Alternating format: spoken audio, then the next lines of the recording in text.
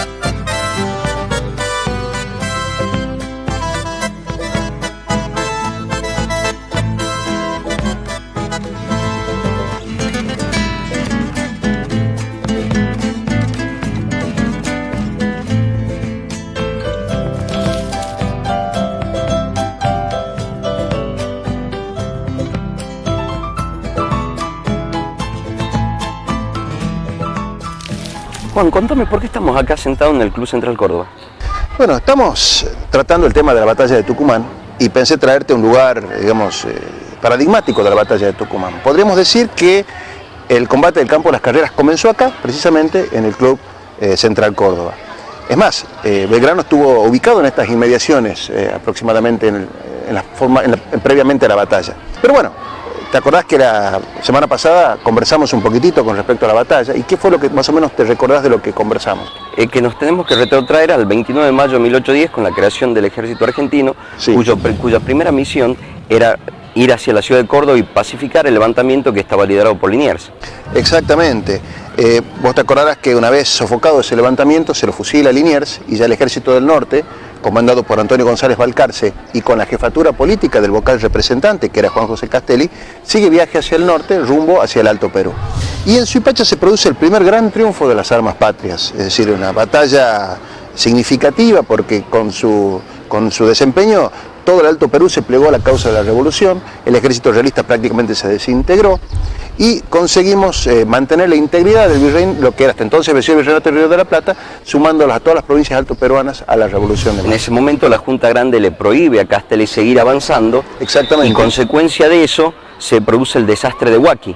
Claro, al no avanzar Castelli, el ejército realista se rearma, se reorganiza y con el mando de José Manuel de Goyeneche el 20 de junio de 1811 se toma el desquite, ataca sorpresivamente al campamento patriota en Huaki y prácticamente lo destroza, sobrándose muy pocas tropas que fueron por lo que después se formó, lo que quedó del ejército del norte, y se salvó también la caballería cochabambina. Esta derrota fue tan significativa, pues políticamente lo que se había ganado en Suipacha se perdió completamente acá. A causa de eso también en Buenos Aires se produce ya la diferencia en la primera junta, se forma el primer triunvirato, que es el encargado de mandar a Belgrano a que se haga cargo del resto del ejército del norte que había quedado luego de Huaki.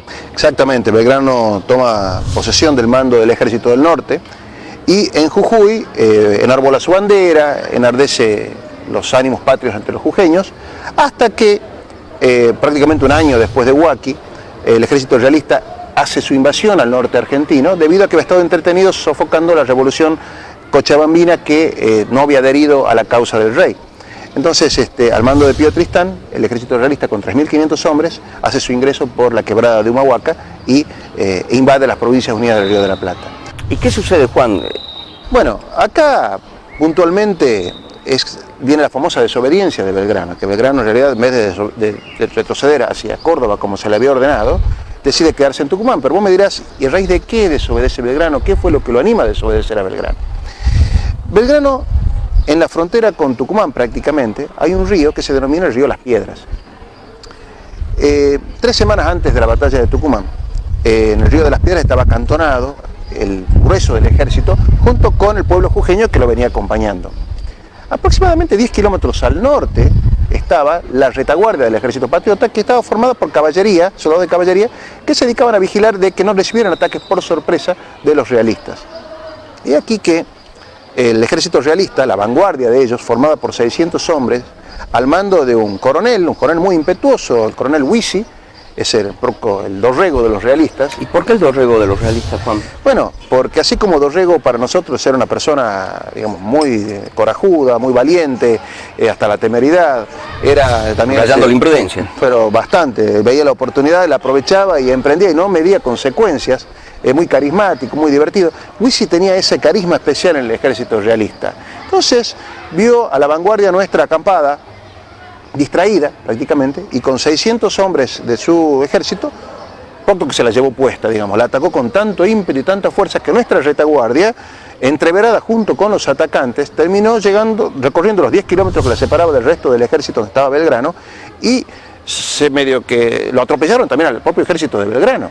Decir que gracias a Dios el general Belgrano tenía muy buenos reflejos en esa oportunidad y logró despegar tanto la artillería como la caballería del ejército y a los pardos y morenos, y con ellos, maniobrándolos, pudo conseguir ponerlo en fuga al propio Huici con sus 600 soldados que se tuvieron que retroceder. Tengo una consulta, Juan. Sí. Huici se queda quieto. Bueno, la batalla, este combate de las piedras, que fue un pequeño encuentro, digamos, fue importante, porque primero Huici quedó escarmentado, se dio cuenta que no era tan fácil arremeter como él pensaba, primero. Y en segundo lugar también, le dio mucho ánimo al ejército del norte, porque te imaginas que fue un triunfo pequeño, pero triunfo al fin, después de más de un año de sinsabores, de derrotas, de persecuciones. Entonces, ¿qué hizo Belgrano después de las piedras? Bueno, para venir desde Salta hasta Tucumán, en esa época, tenías dos alternativas. Una, seguir aproximadamente el recorrido de la Ruta 9, es decir, por Trancas, donde la mayoría de nosotros se dirige cuando quiere ir a Salta. Y que se le denominaba el Camino de las Postas, era el más conocido y el más frecuentado. Y después por el este, por la zona de Burruyacu, Laguna de Robles, era el viejo camino de las carretas, que no era muy transitado, pero también se lo utilizaba. Entonces Belgrano, como no quería sufrir nuevamente otra sorpresa como la que tuvo en las piedras, decidió dejar el camino de la derecha, el camino de la Ruta 9, e ir por el camino de las carretas por Burruyacu, que no era tan transitado. Huici se había vuelto un poco más cauto con todo esto, es decir, ya había quedado escarmentado de las piedras, entonces avanzaba con un poco de cuidado, pero no sabía dónde estaba Belgrano, no lo podía encontrar. Él se imaginaba que Belgrano seguía por la Ruta 9, es decir, seguía por el camino de las postas, y se empezó a adentrar a buscarlo y no lo encontraba. Llegó, pasando la frontera con Tucumán, llegó al pueblo de Trancas en ese momento, y se adentró con muy poca escolta a Trancas, pensando, debido a que no veía a nadie, no veía el ejército, nada, entonces bajó con unos cuantos ayudantes a ver qué encontraba en el pueblo, de forma bastante imprudente. Y vos fijate que, casualmente, nuestros gauchos tucumanos desde siempre adhirieron a la Revolución de Mayo. Cuando los gauchos tranqueños vieron que un realista con un uniforme importante, porque era un coronel, se había adentrado en una de sus casas, le cayeron encima y lo apresaron tanto a él como a toda su comitiva y escoltas, y ese mismo día lo metieron en un caballo, en el instante, y prácticamente a una velocidad de un rayo recorrieron los 100 kilómetros que hay entre San Miguel de Tucumán y Salta, y al final de ese mismo día lo tenían a disposición de Belgrano en San Miguel de Tucumán a Huici. Ahora tengo una consulta. Sí. En esta instancia ya sabíamos, por lo que me comentaste, que el combate de las piedras significó el porqué de la desobediencia de Belgrano de bajar hasta Córdoba. La captura de Huici le demostró a Belgrano que la avanzada del ejército realista ya estaba sobre él, entonces la batalla era inminente. Pero lo que te quiero preguntar en este momento es cómo se plantó el ejército argentino para enfrentarlo a los realistas. Bueno, si me acompañás ahora, te voy a llevar exactamente dónde estuvo emplazado el ejército argentino. Ok, vamos. ¿Dale? Vamos.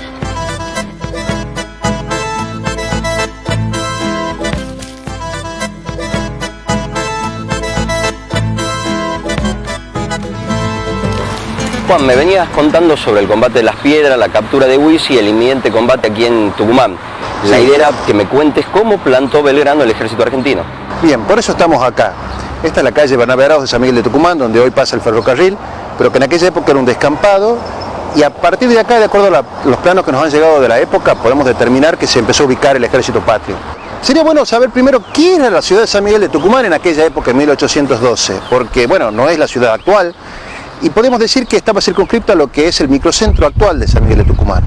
Aproximadamente, de acuerdo a la planimetría de la época que tenemos, podemos decir que la ciudad de San Miguel de Tucumán llegaba a las siguientes dimensiones aproximadamente. Hacia el norte teníamos la calle Santiago del Estero, hacia el este tenía el eje de las avenidas Avellaneda Sáenz Peña, ¿sí? Hacia el sur la calle General Paz, y hacia el oeste la calle Salta Jujuy, el eje de las calles Salta y Jujuy.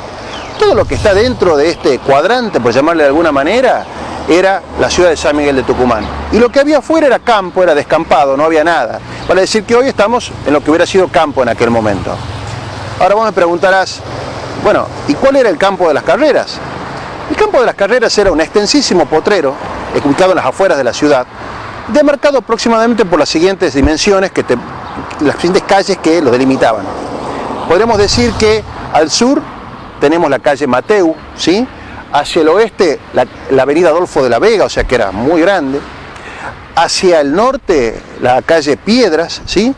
Y hacia el este podríamos decir que era la calle La Rioja. Entonces, dentro de todo ese extenso potrero es que se pudo haber luchado, y nosotros estábamos casualmente dentro de lo que en ese entonces era el campo de las carreras. Estaríamos en una de las esquinas del campo de las carreras. Sí, un poco en el borde, prácticamente, pero estamos dentro del campo de las carreras propiamente dicho. Y dentro de este escenario, Juan, Belgrano, ¿cómo plantó el ejército? Bueno, para eso tendríamos que hablar un poquitito cómo se luchaba en el siglo XVIII y en el siglo XIX. Básicamente todas las batallas importantes de aquella época, los generales cómo dividían a sus fuerzas. Ellos ubicaban por lo general la infantería en el medio y en ambos extremos ubicaban la caballería. ¿Para qué?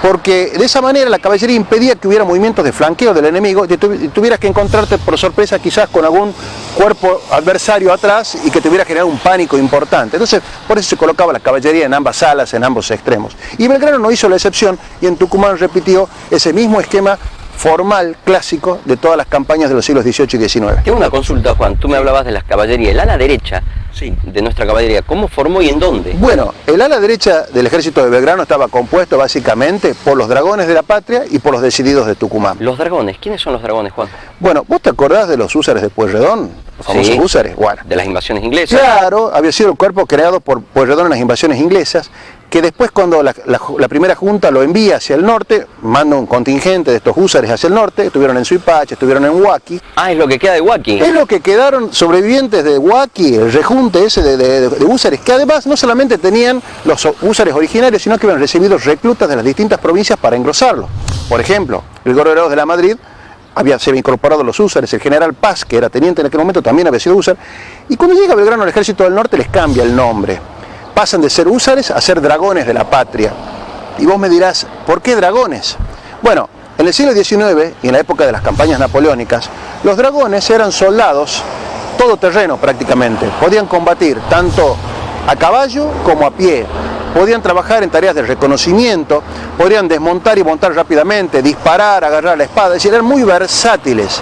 Y Belgrano le quiso dar esa calidad a nuestra caballería.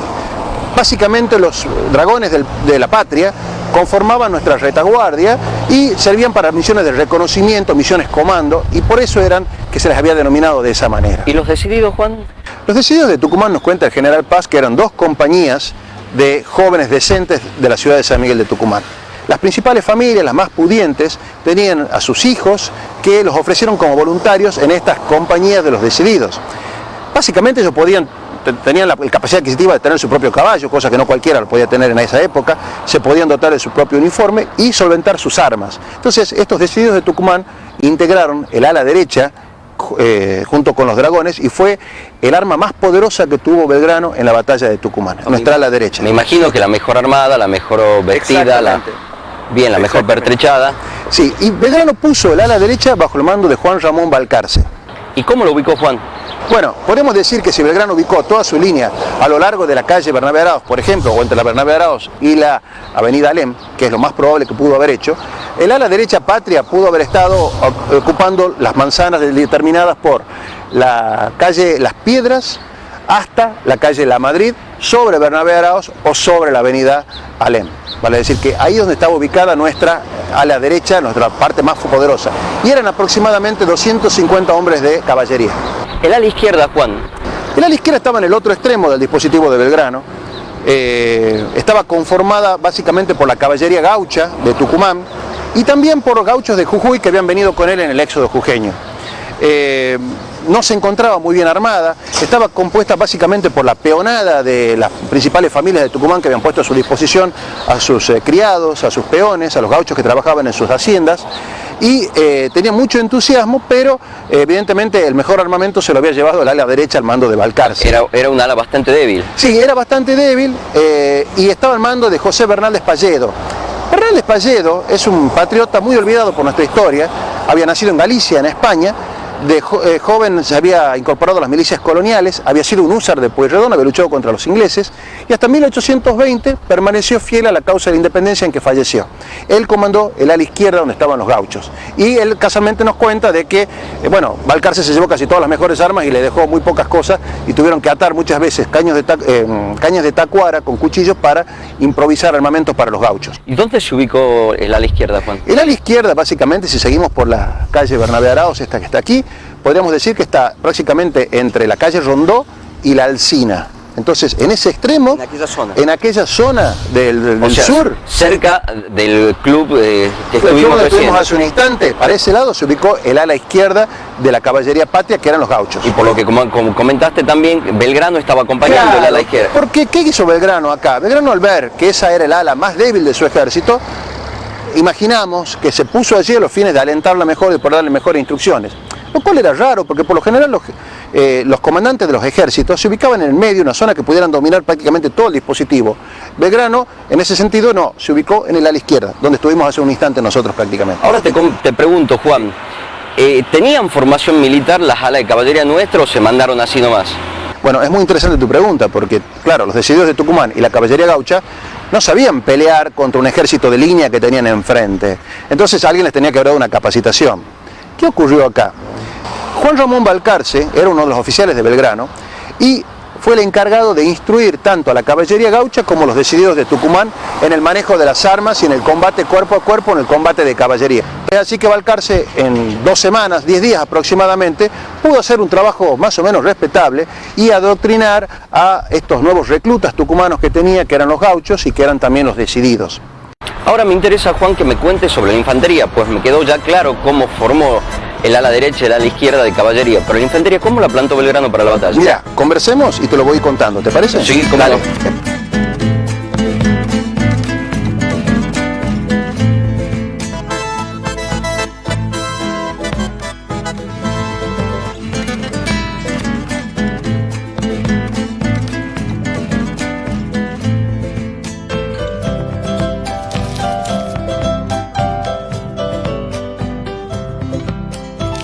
Juan, me habías comentado cómo formó el ala derecha y el ala izquierda de caballería, sí. Pero ¿cómo formó la infantería del ejército? Bien, la infantería patria se dividió en 4 cuerpos principales, 3 de ellos en la línea y 1 de ellos en la reserva.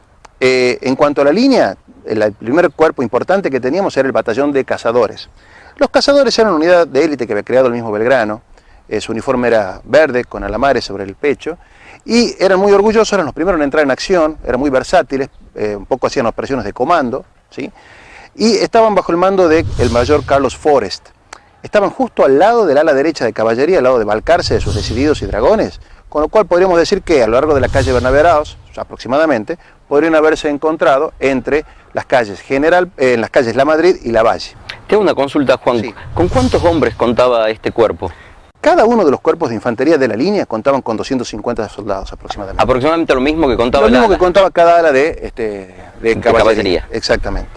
Bueno, el segundo cuerpo, que viene después inmediatamente del de los cazadores, es el regimiento número 6 de infantería. El regimiento 6 tenía el uniforme muy parecido al de los patricios, azul y blanco.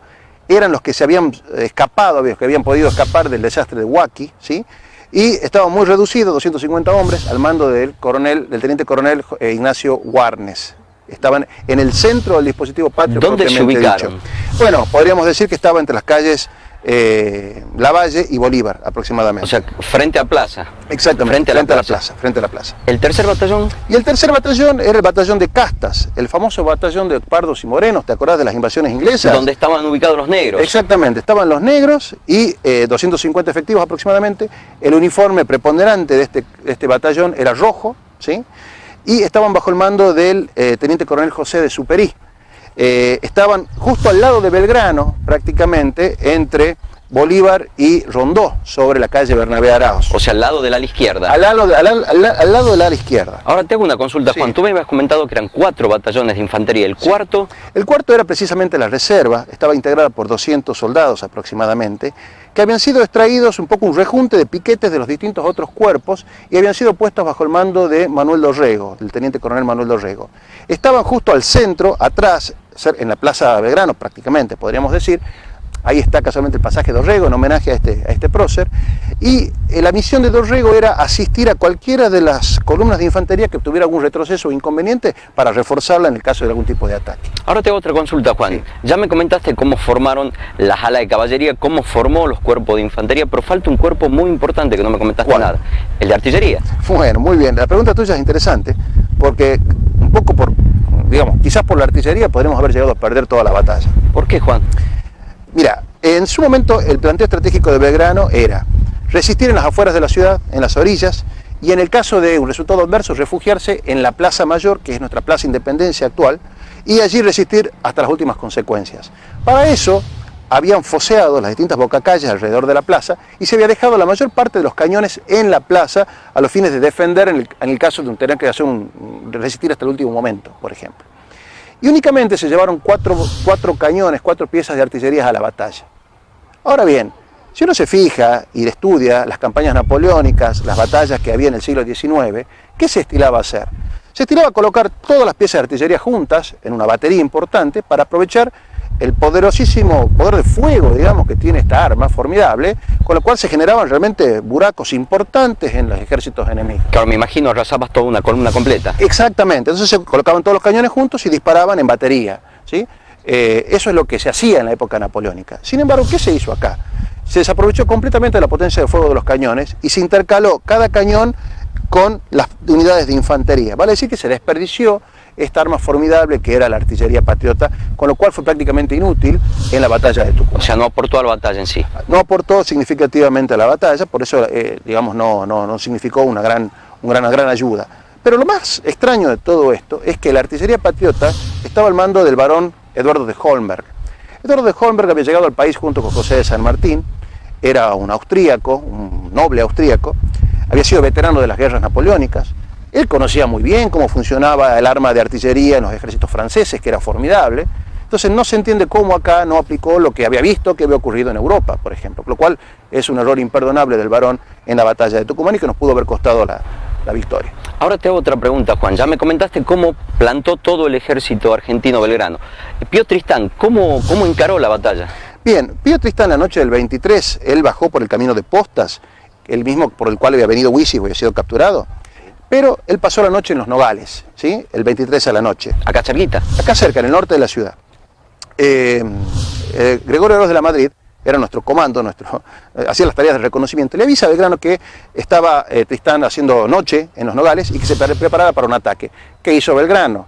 El 24 de la mañana sale con todo su ejército en el mismo dispositivo que te estoy diciendo, la infantería en el medio, en las alas la caballería, y lo ubicó aproximadamente sobre la avenida Sarmiento, hacia el norte, esperando el ataque por el acceso norte, que es donde viene la ruta 9, donde podría haber entrado Pío Tristán. O sea, lejos del campo de las carreras. Claro, pero ¿qué pasó aquí? Cuando aclaró, Pío Tristán levantó campamento, se dio cuenta que Belgrano lo estaba esperando y decidió hacer un gran rodeo. Entonces tomó las inmediaciones de Tafí Viejo, bajó hacia aproximadamente el manantial y cruzó el manantial por un puente viejo que había hacia el sudoeste de la ciudad. Básicamente que podemos decir que Pío Tristán entró por acá, acerca y pasó con sus tropas muy probablemente entre las calles, entre las avenidas Independencia y Avenida Roca, donde estamos acá ahora en las instalaciones de la Quinta Agronómica de la Universidad Nacional de Tucumán.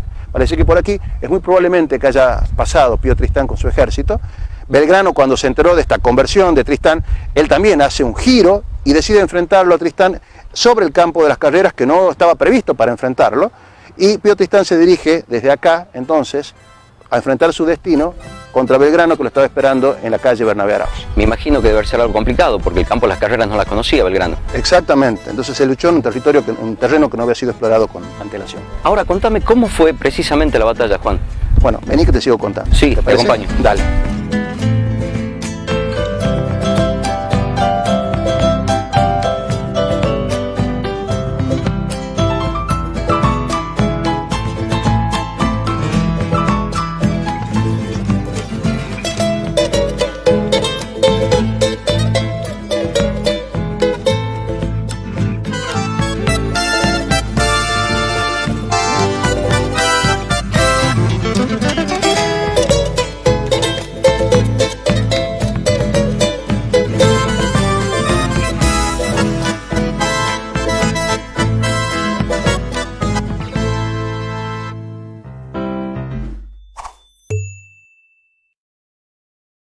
Somos Canal 22.